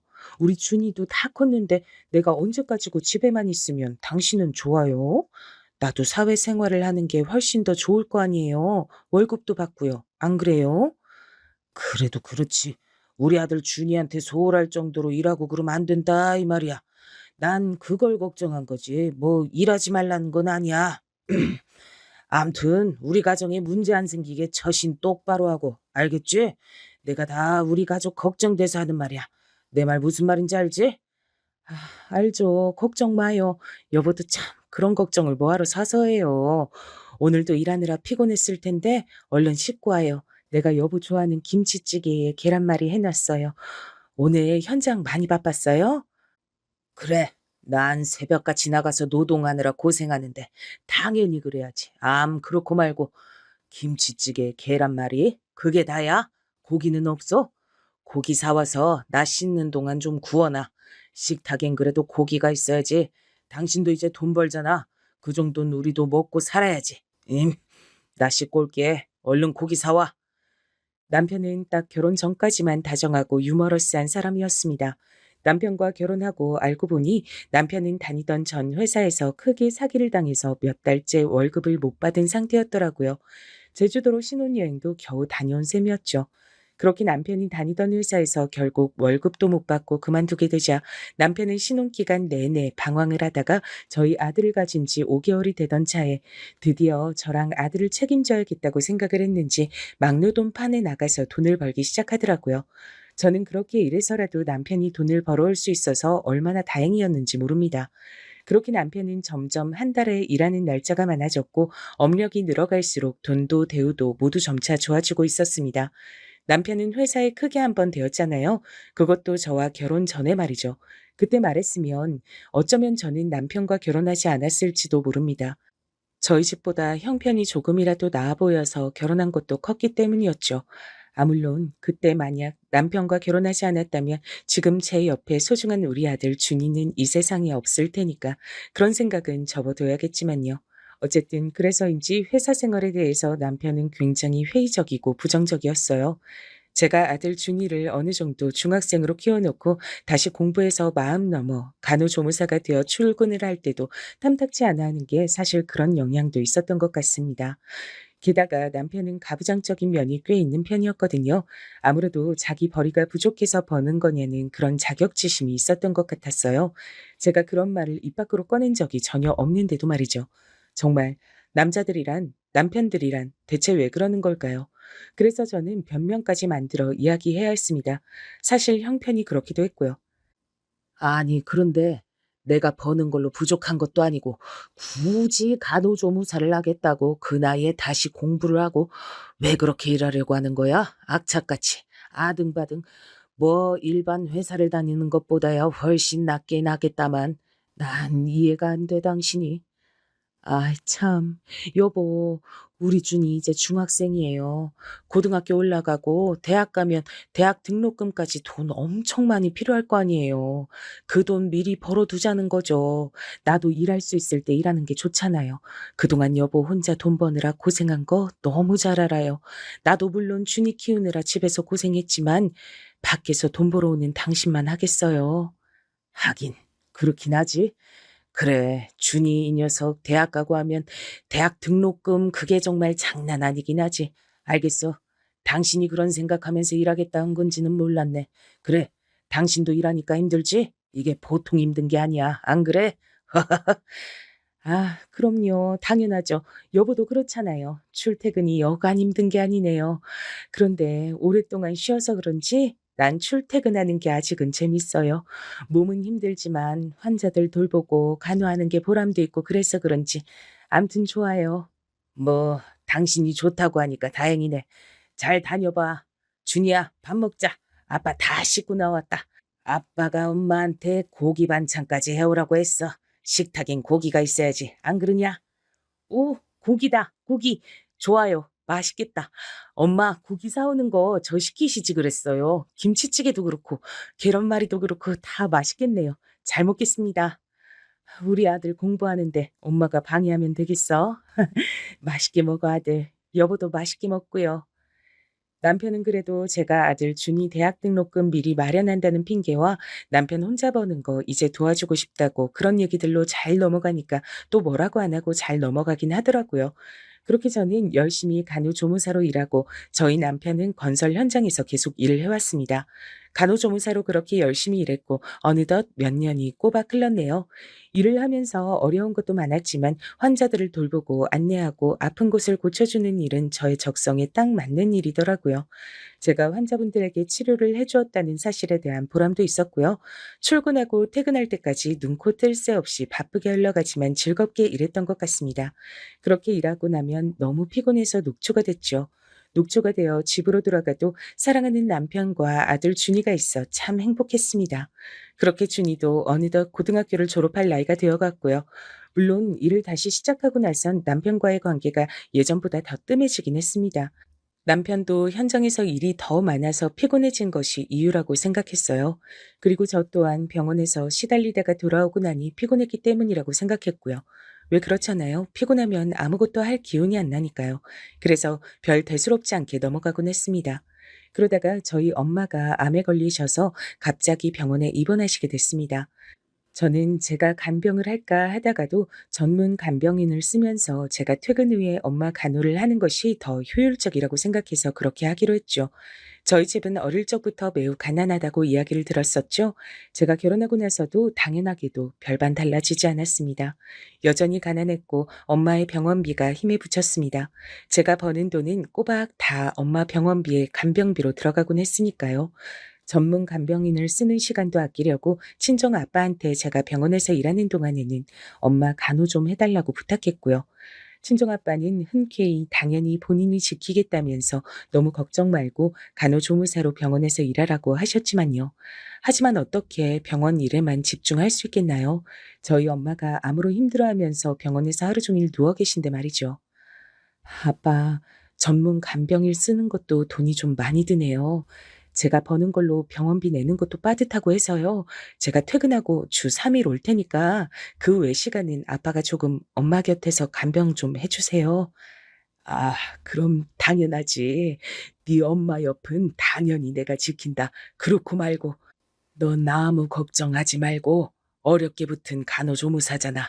병원에서 간호조무사로 열심히 네 일하는 거에만 집중해라. 못난 애비라 미안하다. 아유, 너희 엄마도 너한테 이런 짐짝이 되긴 싫었을 건데 늙으면 아프지 말고 일찍 죽어야 되는데 너한테 볼 면목이 없다. 미안하다. 아빠도 참 그런 말씀 좀 하지 마세요. 엄마가 들으면 얼마나 서운하시겠어요. 저는 괜찮으니까 아빠도 너무 무리하지 마세요. 저도 그 정도는 해야 제 마음이 편해서 그래요. 아시겠죠? 끼니 걸으시지 마시고요. 네? 약속해요. 아, 알겠다. 나도 배고픈 건 못 참는 거 잘 알잖니. 그래서 네 엄마가 그렇게 내 끼니를 챙기느라 늘 그렇게 고생을 했지. 가난한 형편에도 내가 밥 먹는 건 늘 1등으로 챙기던 게 바로 네 엄마였는데 그랬던 사람이 이렇게 누워 있으니 내 마음이 요즘 사는 게 사는 것 같지가 않아. 아, 아빠는 이럴수록 더 힘을 내야지. 그런 힘 빠지는 소리 하면 어떡해요. 엄마가 정말 속상해하겠어. 엄마한테 다 일러줄 거예요. 자꾸 그런 소리 하시면 전 이제 가봐야 해서요. 엄마 잘 부탁해요, 아빠. 그렇게 저희 엄만 아빠와 저의 노력에도 불구하고 1년도 채 지나지 않아 알턴 암으로 인해 돌아가시게 됐습니다. 그렇게 혼자가 된 저희 아빠는 제 마음에 늘 걸리는 돌덩이 같았습니다. 언제 어디서 무엇을 하던 제 마음에 콕 하고 박혀서 탁 막혀버리는 그런 돌덩이 있잖아요. 항상 생각나고 안타깝고 끼니 걸으실까봐 걱정되고 그런 저의 마음을 아빠도 알아채셨는지 더 씩씩한 척을 많이 하시더라고요. 저는 그 모습에 오히려 더 마음이 아팠지만요. 저희 친정 엄마의 빈자리는 그만큼 컸기 때문에 없는 것에 익숙해지는 시간도 참 오래 걸렸던 것 같습니다. 아빠는 끼니를 잘 챙겨 드시지 않으셨고 저는 반찬을 싸서 가져다 드리는 것도 여러 번 했지만 크게 나아지질 않더라고요. 혼자 차려 먹고 하는 버릇이 안 들어서 그러신 거겠죠. 그리고 집밥도 계속 먹다 보면 외식을 하고 싶어지잖아요. 그날따라 유독 저희 아빠의 어깨가 축 처진 게 너무 왜소해 보이시는 거예요. 그래서 몸보심도 하실 겸 아빠가 제일 좋아하시는 삼겹살을 사드리고 싶었어요. 그래서 저희 집 근처에서 만나자고 했고요. 아빠 오셨어요? 오늘은 삼겹살 어때요? 평소에도 좀 삼겹살 먹고 싶을 때 사드시라고 용돈도 준비했어요. 많지는 않아요. 10만 원밖에 안 돼요. 아빠 집에서 밥 먹기 싫을 때 삼겹살에 소주라도 드시고 들어가시라고요. 아이고, 뭘 이런 걸 준비했어.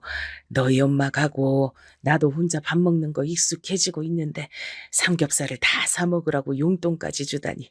그럼 주는 거니까 잘 받으마. 고맙다. 제가 가난한 친정 아빠한테 삼겹살 좀 사드시라고 10만 원 챙겨드렸는데 그 순간 어떻게 알고 왔는지 남편이 나타나서 저한테 막말을 퍼붓고 저의 뺨을 때리는 것 아니겠어요. 저는 정말 너무 놀라 어안이 벙벙해서 아무 말도 못하고 있었습니다. 그런데 20살이 된 우리 아들 준이가 나타나서 제가 뺨 맞는 걸 보곤 눈이 뒤집혀서 남편을 아주 나락을 보내버리게 됐죠. 여기서 이러고 있을 줄 알았어. 이런 개념 없는 년, 나한테 아무 허락도 없이 감히 네 애비한테만 돈을 갖다 바쳐? 나한테 안 걸릴 줄 알았어? 어? 언제까지 날 속여먹을 생각이었어? 아빠, 지금 뭐 하시는 거예요? 아빠가 그런 말을 할 자격이나 있어요? 아빠가 무슨 자격으로 엄마 뺨을 때려요? 떳떳하지도 못한 사람이. 정말 증오스러워요. 아빠가 불륜 저지르는 거 내가 모를 것 같아요? 당장 따라 나오세요. 당장. 여보, 준이야. 이게 대체 무슨 상황이야? 당신이 불륜을 저지르고 있는 걸 준이 네가 어떻게 알아? 할아버지, 오랜만에 뵙는데 죄송해요. 소란 피워가지고. 식사 마저 엄마랑 맛있게 하고 오세요. 저는 아빠한테 가봐야 될 것 같아요. 할아버지, 나중에 저랑도 삼겹살 먹으러 같이 와요. 그럼 이만. 아들은 남편을 질질 끌고 나가면서 할아버지한텐 소란 피워서 죄송하다고 식사 마저 하시라고 예의 바르게 말을 하고 나갔습니다. 저는 갑작스럽게 펼쳐진 이 상황에 너무 당황했지만 놀라서 젓가락도 못 드시는 아빠를 두고 아들과 남편에게 갈 수가 없어서 아빠와 마저 삼겹살집에서 먹는 둥 마는 둥 하면서 시간을 보내고 집으로 돌아왔습니다. 이게 다 무슨 일이냐? 고서방이 네 뺨을 왜 때려? 너 그동안 맞고 산 거냐? 그런 거야? 나한테 용돈 주는 걸 고서방한테 말 안 했다고 이러는 거냐? 아니, 고서방만 일하는 것도 아니고 네가 번 돈으로 나 용돈 주는 것까지 허락 맡으라고 하든? 아주 고서방 안 되겠구만. 뺨은 괜찮냐? 아, 네, 아빠. 많이 놀라셨죠? 죄송해요. 이런 못난 모습 보여서요. 고서방이 요즘 많이 예민하긴 했어요. 현장에 일이 많아가지고. 저랑도 좀 소홀하게 지내왔거든요. 그래도 이렇게 쫓아와서 아빠한테 용돈 준 걸로 뭐라 한 건 이번이 처음이긴 해요. 저도 왜 그러는지 정말 모르겠네요. 저 고서방한테 맞고 산 거 아니에요. 아빠, 걱정 마세요. 아, 내 눈으로 이렇게 직접 봤는데 어떻게 걱정이 안 되겠냐. 당연히 걱정이 되지. 안 그러냐. 게다가 준이가 한 말은 또 뭐냐.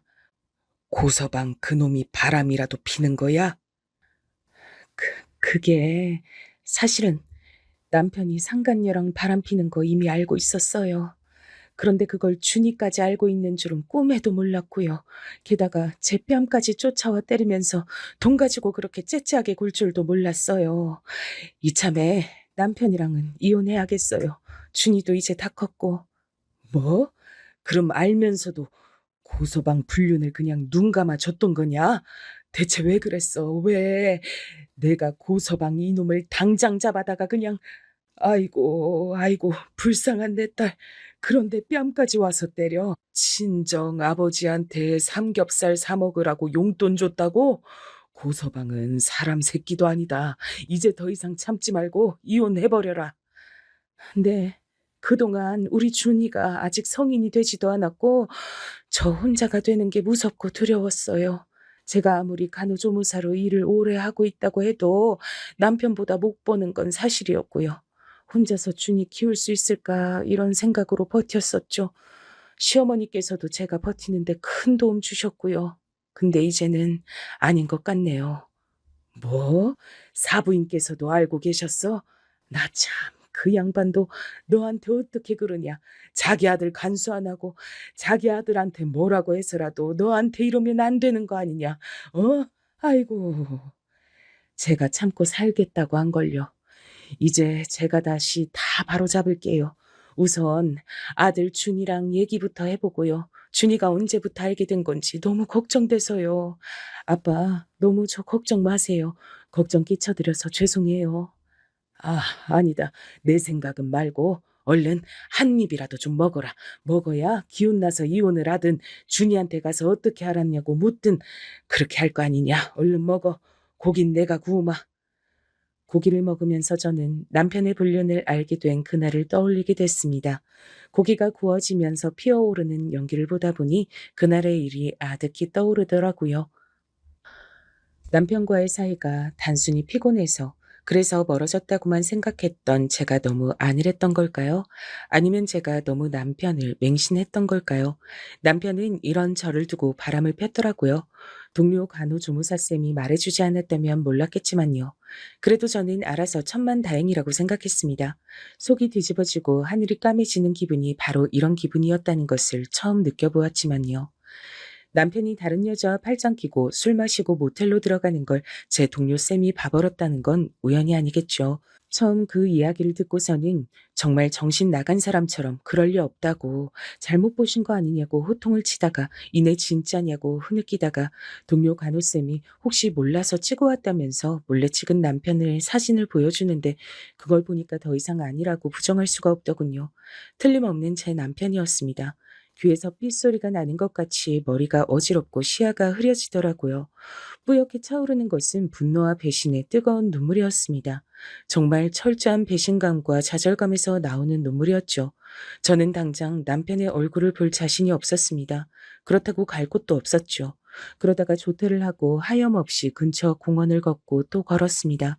그러다가 더 걸을 힘이 없어서 주저앉았죠. 그러다 떠오른 건 시어머니였습니다. 당장 퇴근 후 남편의 얼굴을 볼 자신이 없어 시어머니 댁으로 택시를 타고 갔습니다. 시어머니를 뵙자마자 다시 멈췄던 눈물이 흐르더라고요. 어, 어머님, 저 왔어요. 이렇게 갑자기 찾아뵙게 돼서 정말 죄송해요. 제가 어머님 말고 갈 데가 없어서 그랬어요. 어머님, 저 이제 어떡해요? 저희 남편이. 예, 아가, 알아듣기 쉽게 얘기부터 해봐라. 무슨 일 있는 거야? 왜 다짜고짜 울고 그러니? 사람 불안하게 무슨 일인지부터 말해보렴. 어머님, 현장에서 일이 많아서 피곤해한다고만 생각했어요. 적어도 딴짓은 안 할 것 같던 그 사람이 글쎄 바람을 피고 있었어요. 저 몰래 다른 여자를 만나고 있더라고요. 저 이제 어떻게 살아요? 앞으로 그 사람 얼굴 어떻게 봐요? 우리 준이 아직 고등학생인데 혼자 키울 자신도 없어요, 어머님. 저 너무 막막해요. 숨이 잘 안 쉬어지는 것 같아요. 아이고, 참, 그걸 알게 된 거구나. 미안하다. 내가 면목이 없구나. 알아도 말을 할 수가 없었어. 정말 미안하구나. 내가 죄인이다, 죄인이야. 말려도 말려지지가 않고. 알잖니, 준이 애비 성격. 네? 그게 무슨 소리세요? 어머님께선 이미 알고 계셨다니요. 그럼 남편이 상간녀랑 바람피고 있다는 걸 알고 계셨다는 소리신 거예요? 네, 말씀 좀 해보세요. 내가 너한테 할 말이 없구나. 정말 미안하다. 나도 내 자식이라 팔은 안으로 굽는다고 그저 들키지 않기만 바래왔구나. 그럼 안 되는 거였는데 정말 미안하구나. 내가 아무리 준이 애비한테 말을 해도 이미 홀려버린 걸, 마음이 떠난 걸 붙잡을 순 없더구나. 진작 정리하라고 했는데 뜻대로 되질 않았어. 어머님, 그래도 말씀해 주셨어야죠. 저한테 어떻게 이러실 수가 있으세요? 얼마나 된 거예요, 그러면? 알게 되셨으면 저한테 말씀을 해 주셨어야죠. 저 이제 앞으로 어떻게 살라고요? 내가 알기론 1년도 넘은 것 같더구나. 너한테 말 못해서 정말 미안하다. 준이랑 너한테 정말 볼 면목이 없구나. 저는 1년도 넘었다는 말에 실성을 하고 시어머니께 간다는 말도 없이 뛰쳐나와 택시를 타고 집으로 돌아왔습니다. 그리고 집 앞 카페에서 눈물을 훔치며 일단 아들 준이가 모르게 해야겠다는 생각을 했죠. 갑자기 시어머니의 마음이 조금은 이해가 될 것 같다가도 그래도 저에게 그동안 알고도 속였다는 생각에 너무 화가 나더라고요. 그렇지만 겨우 다시 이성을 찾고 아들 준이한테 하루만 친할머니 댁에 가 있으라 얘기를 했죠. 급하게 집에 일이 생겼으니까 친할머니 댁에 가 있으라고 말이죠. 그렇게 대충 둘러대고 저는 남편이 오기만을 이를 갈고 기다렸습니다. 여느 때와 다름없이 퇴근하고 온 남편이 바뀐 분위기를 눈치챘는지 할 얘기 있으면 하라고 오히려 뻔뻔하게 말하더군요. 당신 뭘 그렇게 노려보고 서 있어? 나한테 뭐 할 말 있는 거 아니야?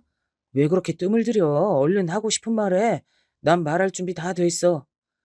정말 뻔뻔하네. 당신이 사람이야? 내가 알던 내 남편이 맞아? 내가 우리 준이 키우면서 20년을 함께 살아온 내 남편이 정말 맞냐고. 어떻게 날 두고 이렇게 다른 여자랑 그것도 동네에서 이럴 수가 있는 거야? 나 증거도 있어. 사진으로 봤다고. 나한테 네가 어떻게 그래? 어? 하, 미안하다. 입이 10개라도 할 말이 없어. 그래도 나 우리 준이한테 진심이고 우리 준이 키우는데 부족함 없이 키우려고 노력하고 살았어. 그건 당신도 알 거야. 그래서 이혼은 생각도 안 한 거고. 그래, 나 그 여자 사랑해. 우리가 그동안 너무 준이 키우는 데만 집중하면서 정작 우리 둘 사이가 멀어지고 있었던 건 너무 늦게 깨달은 것 같아. 그 여잔 내 멈춰있던 심장을 다시 뛰게 해준 사람이야. 난 여보만 괜찮다면 이제 그 여자를 책임지고 싶어. 뭐라고? 뭐? 책임을 지고 싶다고? 그게 나한테 할 소리니? 책임을 질 거면 우리 자식인 준이부터 책임져야지. 뭣도 모르고 네 자식 키우느라 뼈 빠지게 고생한 나부터 책임져야지. 그게 도대체 무슨 소린지 알고나 짓거리는 거야? 왜 이렇게 변했니? 왜 이렇게?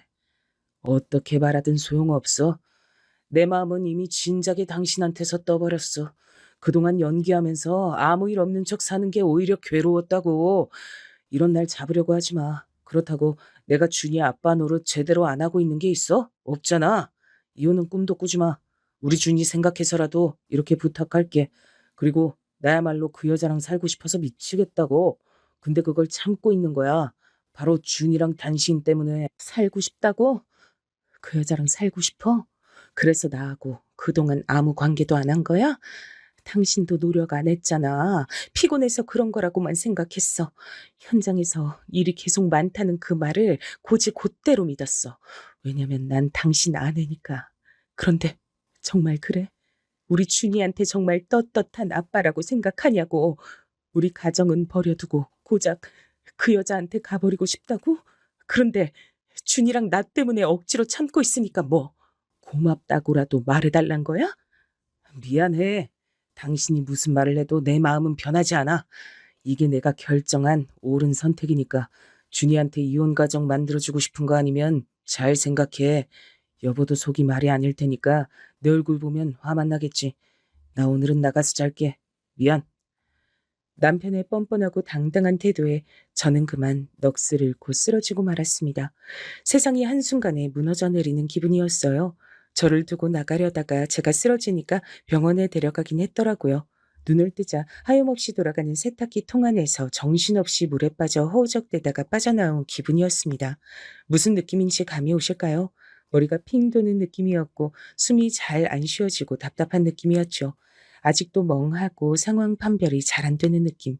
새벽에 링거를 맞다가 깨어났는데 옆에는 너무나도 미운 남편이 제 옆에 엎드려서 자고 있더라고요. 당장이라도 남편의 머리를 쥐어뜯고 바닥에 내리 꽂아버리고 싶었지만 그럴 힘이 제겐 남아있지 않더라고요. 남편은 제가 퇴원하는 걸 보지도 않고 바로 현장으로 출근을 했습니다. 아니죠. 사실은 모릅니다. 출근을 했는지 아니면 바람난 상간녀랑 불륜을 저지르러 갔을지도요.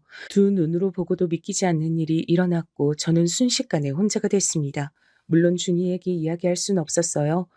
준이에게 아빠 없이 평생을 살게 할 자신이 없더라고요. 남편이 바람난 게 제가 그동안 간호조무사로 취직해서 병원에 적응하고 열심히 사느라 남편에게 무심해서 그런 게 아닐까 생각하면서 저 스스로를 자책하게 되기도 했습니다. 심지어 1년도 더 만난 거라면 저희 엄마가 암투병으로 힘들어하셨을 때 제가 병원에 자주 가면서 괴로워할 때였거든요. 정말 그 생각까지 미치자 여러 가지 감정과 혼란스러움이 저를 괴롭혀 하더라고요. 남편의 불륜 사실을 알게 된 것은 너무나 큰 충격이었고 신뢰와 안정감이 완전히 흔들린 상황이었죠. 혼자서 이 감정들을 견딜 수 없을 만큼 상처받았고 분노, 슬픔, 배신감, 혼란 등 다양한 감정이 여러 겹으로 얽혀서 저의 가슴을 답답하게 했습니다. 당장이라도 미쳐버릴 것만 같았죠. 이런 감정들은 남편의 불륜을 알게 된 이 상황에선 굉장히 자연스러운 것이겠죠. 제 내면에서 나오는 진심은 저 자신을 비난하거나 자책하지 말아야겠다는 생각이었습니다. 남편의 불륜은 그의 책임이며 저는 이 상황에서 피해자일 뿐이니까요. 이렇게 파도처럼 흘러오는 수많은 감정과 혼란 속에서 열심히 같이 잘 살아보자고 최선을 다해서 공부하고 취직하고 일하고 있던 저를, 저희 엄마를 살려보겠다고 아등바등하고 있던 저를 그렇게 한순간에 배신해버린 남편에게 너무도 화가 나고 기가 차고 어이가 없어서 다시 이를 바득바득 갈기를 계속 반복했습니다. 이렇게 마음도 몸도 떠난 사람을 제가 붙잡고 사는 게 맞나 싶으면서도 아들 준이를 생각하면서 정신을 더 차려야만 했죠. 그렇게 비참하게 산 지 얼마나 됐을까요? 삼겹살집에서 아빠에게 용돈을 드리다가 어떻게 알았는지 남편이 찾아와 제 뺨까지 때린 사건이 일어나게 된 것이었죠. 아빠, 난 아빠가 1년 전부터 바람 피운 걸 이미 알고 있었어요. 그것도 동네에서. 정말 아빤 사람도 아니에요. 엄마한테 미안하지도 않죠? 미안하면 사람으로서 그럴 수가 없지. 없어. 내가 바람핀 건 준이 네가 대체 어떻게 한 거야? 언제부터 한 건데? 그리고 넌 여기 어떻게 알고 나타난 거고? 전 아빠 미행하고 있었어요. 솔직하게 말해줄게요. 아빠를 엄마랑 이혼하게 만들 거예요. 위자료 두둑하게 준비해놔요. 증거 다 모아놨으니까. 아빠한테서 불륜의 증거를 모으느라고 좀 쫓아다녔는데 아빠가 엄마랑 할아버지가 식사하는 삼겹살집에 들어가잖아요. 그래서 문 밖에서 보고 있었죠. 뭐, 뭐? 나랑 네 엄만 오로지 준이 널 위해서 이혼을 하지 않고 있었던 거야. 그건 전혀 몰랐나 보지? 지금까지 모은 증거는 다 아빠한테 내놔. 얼른. 싫어요. 제가 왜 그래야 되죠? 아빠가 엄마한테 뺨까지 때리는 걸 봐버렸는데 내가 아빠를 뭘 믿고 주겠어요? 입장 바꿔서 생각해봐요. 평생 우리 가정을 위해서 고생한 우리 엄마를 배신한 것도 모자라서 엄마가 할아버지한테 용돈 드리는 거 그게 그렇게 배알이 꼴렸어요? 아니 그건 나도 사실 네 엄마 뒷조사 중이었다. 혹시나 나한테 실망한 네 엄마가 홧김에라도 맞바람을 피우진 않을까 하고. 근데 너희 할아버지를 만나려고 여기 삼겹살집에서 기다리고 있는진 몰랐지. 근데 대뜸 용돈이라고 건네니까 욱해서 그만. 정말 끝까지 자기만 생각하네요. 아빤 아빠라고 불러질 자격도 없는 사람이에요. 당신 아들이라는 게 정말 부끄럽고 수치스러워요. 어떻게 우리 엄마를 의심해요? 불륜 사실을 알고도 우리 가정을 지키려고 당신 불륜까지 안고 가는 사람한테 어떻게 이러냐고. 이게 어디서 아빠한테 대들어대들긴. 아무리 화가 나도 이러면 안 되는 거 몰라? 고준이, 너 아주 혼나고 싶어? 각오하세요. 아빠가 그동안 저지른 불륜, 엄마 배신한 것들 다 갚아줄 테니까 내가 반드시 당신 나락가게 만들 거야. 알아? 우리 집에 들어올 생각도 하지 마. 비밀번호 바꿔버릴 테니까. 뭐, 뭐라고? 야, 고준이, 아들, 이러면 안 되지. 아빠한테 어디서 그런 말버릇이야? 그러다 정말 혼난다. 어? 이제 대꾸도 안 해?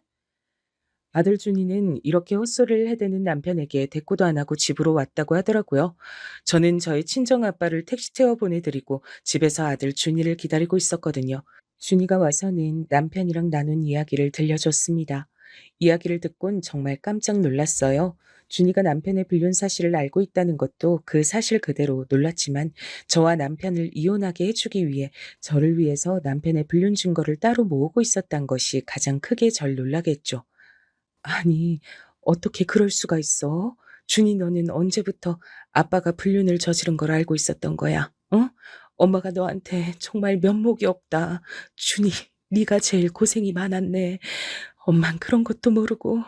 엄마, 엄만 이제부터 아무 걱정도 하지 마. 내가 언제 어떻게 알았는지가 중요해? 엄만 나 때문에 참고 살 필요가 없다는 게 중요하지. 절대 참지 마. 난 엄마가 그 인간이랑 계속 한 가족으로 사는 거 절대 못 참으니까. 알겠죠? 제가 증거 다 모아놨어요. 오늘도 증거 더 수집할 거 있나 하고 그 인간 미행하다가 삼겹살집에서 마주친 거예요. 그랬구나. 난 그런 것도 모르고. 그럼 아빠는 왜 삼겹살집에 왔다 그러니? 내 뺨까지 때릴 사람은 아닌데 갑자기 그러는 게 정말 이해가 안 됐거든. 아휴, 이런 말 하는 엄마도 참 바보 같지. 미안해, 우리 아들. 아빠를 너무 좋은 사람으로만 보고 있어서 그래요, 엄마가. 바보같이. 아빠라고 이제 부르지도 않을래요. 그 인간은 엄마가 자기한테 빡쳐서 혹시나 맞바람을 피우지 않을까 해서 감시하고 있었다 하던데요. 아, 정말 너무 뻔뻔하고 어이가 없어서 그러다 엄마가 삼겹살집에서 누군가 기다리고 있는 걸 발견했고 그러고 있었는데 그게 할아버지여서 그냥 가려다가 엄마가 용돈 드리는 거 보고 눈이 뒤집혀서 들어왔대요. 그 그러면 내가 자기처럼 불륜이라도 저지를까 봐 쫓아다녔단 거네? 아주 그냥 진짜 이렇게 밑바닥이 드러나는구나. 아, 그렇게 흥분한 상태였으니까 내가 드린 용돈을 보고 눈이 확 뒤집혀서 내 뺨을 진짜 기가 막히고 코가 막혀서 아무 말도 안 나온다. 엄마, 그 인간이랑 이혼하고 새 인생 살아. 이제 나도 다 컸고 성인이잖아. 20살이라고요. 그리고 그 인간은 내가 나락으로 보내버릴 거야. 그러니까 걱정 마요. 그래, 고마워 아들. 준이 네가 그렇게 말해주니까 정말 이제 이혼해도 될 것 같다. 증거도 엄마 모르게 이렇게 다 모아주고 정말 고마워. 우리 아들이 언제 이렇게 다 컸을까? 난 우리 아들 한없이 어리게만 봐온 것 같아서 미안하네. 뭐 맨날 미안하대. 이제 미안하단 말 말고 고맙단 말만 해요, 엄마. 이혼 서류 작성해서 줘요. 제가 그 인간한테 나락 보내면서 같이 전달할 테니까. 아니, 근데 넌 네 아빠를 어떻게 나락으로 보내겠다고 자꾸 그러는 거야? 엄마야, 네 아빠랑 이혼하면 그걸로 끝이야. 물론 배신감에 정말 많이 괴롭고 힘들었지만 우리 준이 보면서 버틸 수 있었어. 그리고 뭘 더 해야겠다는 욕심도 없고. 아니요, 제가 안 되겠어요. 못 참겠어요. 우리 엄마 이렇게 울게 만든 그 인간, 할아버지한테 용돈 좀 드린다고 엄마 뺨까지 때린 그 인간 절대 용서 못 한다고요. 그럼 어떻게 나락을 보낼 건데? 계획이 뭐야? 엄마가 도울 수 있는 건 다 도울게. 우리 아들이 준비해준 증거로 이혼은 충분히 유리하게 위자료 받을 수 있을 것 같고 엄마가 아들이 복수해주겠다는데 뭔들 못 도와주겠어. 말만 해. 이 모든 걸 상간녀 회사랑 아빠 현장에 모두 뿌릴 거예요. 거래처 사람들까지 전부 다요. 상간녀도 유부녀인 거 엄마 몰랐죠? 유부녀가 지켜야 할 게 많은 사람이더라고요. 아빠가 자기 앞길에 방해되고 자기 가정에 방해되면 결국 아빠 버릴 거고요. 그럼 정말 진정으로 나락가는 길이겠죠. 뭐? 넌 언제 그런 것까지 파악한 거야? 우리 아들 탐정시켜도 되겠네. 왜 이렇게 철저하고 똑똑해? 누구 아들인가 몰라, 정말. 내가 우리 아들 하나는 정말 잘 키웠네. 잘 키웠어. 고마워, 준이야. 이 정도는 사전에 철저하게 준비하고 조사해야 그래야 제대로 복수를 할 수 있죠. 엄만 저만 믿으세요. 걱정 마시고요. 정말 철저하게 준비했어요. 심지어 아빠가 엄마 뺨 때린 거 그것까지 다 퍼뜨릴 거예요. 할아버지한테 용돈 드리는 걸로 뺨까지 때린 건 정말 선 넘었죠. 가만두지 않을 거예요. 그렇게 자기 소중한 사람들한테 버림받고 손가락질 받는 게 바로 최악의 나락으로 가는 길이잖아요. 그래, 우리 준이 말이 다 맞다. 게다가 엄마가 할아버지한테 드린 용돈은 할머니 돌아가시고 계속 끼니 거르시는 것 같아서 좋아하시는 삼겹살이라도 사서 드시라고 10만 원 드린 거였어. 그 10만 원 드렸다고 내 뺨을 때린 거지. 너희 아빠 그러고 보니 정말 쓰레기 아니니? 쓰레기다, 쓰레기야. 제 아빠라고 하지도 마세요. 아, 정말 치욕스럽고 수치스러우니까요. 그 인간 죗값 제대로 치르게 해야죠. 그 얘기도 꼭 넣을게요. 이 동네에서 얼굴 못 들고 다니게. 일도 못하게 만들어버려야죠. 그렇게 남편에게 어떻게 복수할지를 아들 준이에게 듣고 나니까 벌써부터 아주 통쾌하고 고소하더라고요. 정말 쌤통이지 않나요? 아들의 말대로 정말 최악의 나락으로 가게 해주는 게 진정한 복수가 아닐까요? 저는 왜 그 생각을 못했는지. 그동안 아들 준이를 그저 남들처럼 평범하게 살게 해주고 싶다는 생각에 남편의 불륜 사실을 알고도 가만히 당하고만 있었는지. 한심하고 바보같이 느껴지기도 하지만요. 그래도 잘 키운 아들, 우리 준이가 저를 대신해서 남편에게 최악의 복수를 해주었으니까요. 전 너무나 행복합니다. 엄마, 그리고 일이 평생 엄마랑 연애해주지 않잖아요. 엄만 지금도 충분히 일 중독인 거 알죠? 나 사실 다 알아요. 엄마 충분히 병원에서 능력 보여줬고 잘 나가잖아요.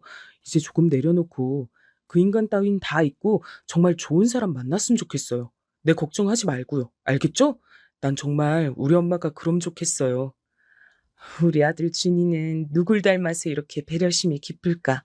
엄마는 정말 준이만 있으면 된다니까. 이미 충분히 행복해. 정말이야. 나 물론 그런다고 우리 준이한테 집착하겠다는 건 절대 아니야. 정말이라니까. 그냥 우리 준이야말로 여자친구 잘 만나고 대학 친구들이랑 잘 지내면 엄마는 그걸로 된 거라는. 엄마 말 무슨 말인지 알지? 엄마 마음이 다 그렇다니깐. 아, 그건 알아도 안 돼요. 이제 전 정말 우리 엄마가 남자친구도 만났으면 좋겠어요.